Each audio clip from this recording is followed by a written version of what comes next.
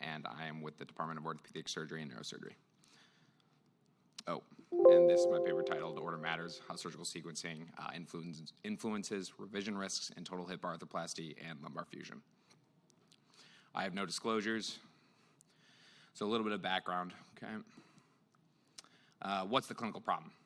Patients who come in with both, there's more and more patients each year who are coming in with both hip and lumbar pathology.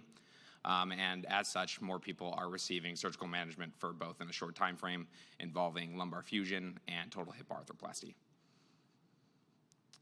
So in terms of which surgery should come first, there is still some debate over the proper sequence. Main concerns for arthroplasty are for hip dislocations in the setting of a rigid spinal fusion. As such, our institution has focused on spine fusion before the hip arthroplasty to help with both proper component positioning and to decrease post-op instability.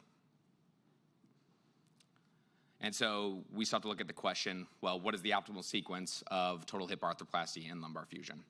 We wanted to do this to assess the risk of revision surgery and improve patient outcomes. And our hypothesis is this. Lumbar fusion prior to total hip arthroplasty lowers the risk of revision fusion.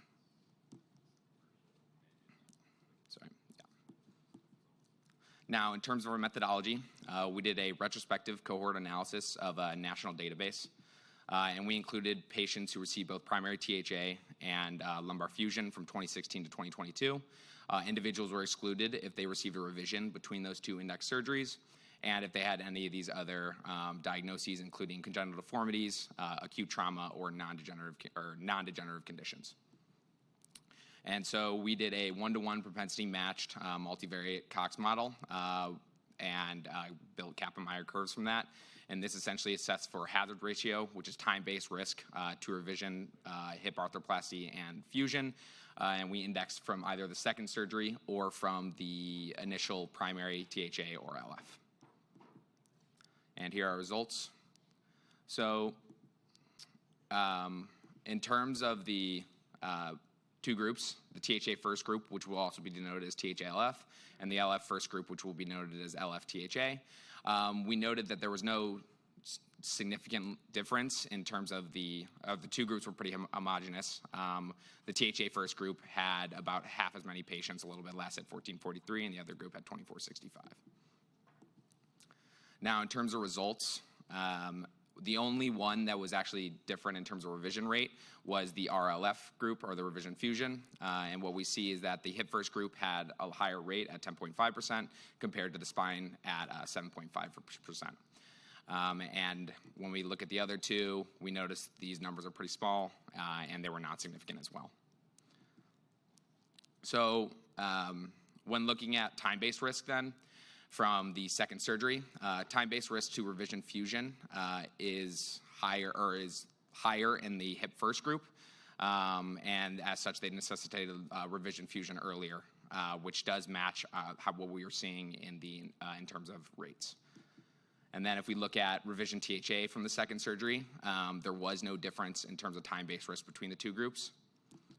When we indexed from the original primary fusion, we did notice that there was a significantly larger difference in terms of risk, but that likely is due to the fact that many of these individuals were probably excluded due to just having a revision in between or following their initial lumbar fusion, especially for the lumbar fusion first group.